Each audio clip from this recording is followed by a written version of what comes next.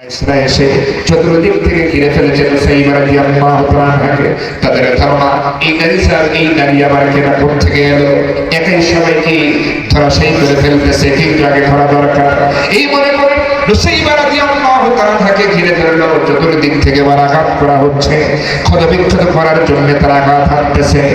সাইবা রাদিয়াল্লাহু তাআলা যতদূর সম্ভব একাই সমস্ত আঘাতগুলো ফিরিয়ে দেওয়ার চেষ্টা করতেছেন, কিন্তু এখন আর পারতেছেন না, কারণ একা কতগুলো আঘাত ফিরিয়ে দেওয়া যায়। মাঝে মাঝে দুই একটা আঘাত তাকে এমন ভাবে ক্ষত বিক্ষত করতেছে, তিনি আক্রান্ত হয়ে যাচ্ছেন। মনে মনে ভাবলেন, আহারে আমি নুসাইবার বুঝি এটাই শেষ সময়, আমি মনে হয় এদের সাথে টিকতে পারবো না। চতুর্দিক থেকে আমাকে এমন ভাবে আঘাত হানতেছে, আমি কতগুলো আর ফিরিয়ে দেবো।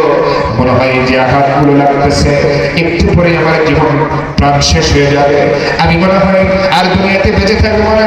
মনে হয় শাহাদাতের পেয়ালা পান করার অসুবিধা নাই, দিনের জন্য আল্লাহর নবীর জন্য প্রয়োজনে জীবন দেব, শহীদ হব, তবু আমি যুদ্ধ করা ছাড়া, যুদ্ধ বাদ দিয়ে এই ময়দান থেকে আমি এক মুহূর্তের জন্য পালিয়ে যাব না। আমার হঠাৎ করে নবী যখন দেখলেন অবস্থা নুসাইবাকে আঘাত করতেছে, চতুর্দিক থেকে উপর্যুপরি আঘাত করতেছে, তাকে হত্যা করে ফেলবে।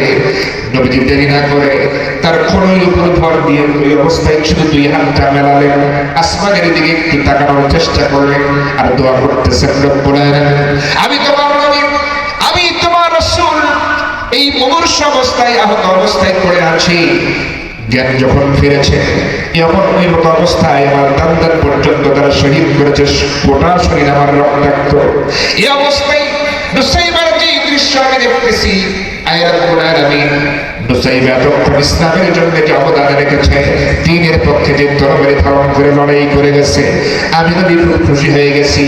আমি নবী তোমার দরবারে দরখাস্ত দেই, দোয়া করি, আয় আল্লাহ কাফের বেঈমানেরা যতই আঘাত করুক না কেন, নুসাইবাকে যেন তারা শহীদ করে দেয় না পারে। গাজী বানায় দিয়ে যতই আঘাত করুক তারা যেন হত্যা করবে না পারে, সে যেন বেঁচে থাকে, সে যেন গাজী হয়ে যায়।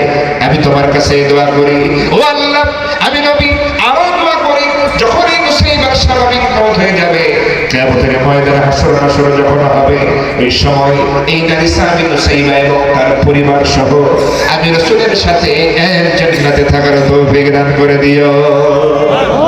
আমার ভাইরা বলেন, আপনাদের কি ধারণা নবীজির দোয়া মিস হবে না কবুল হবে?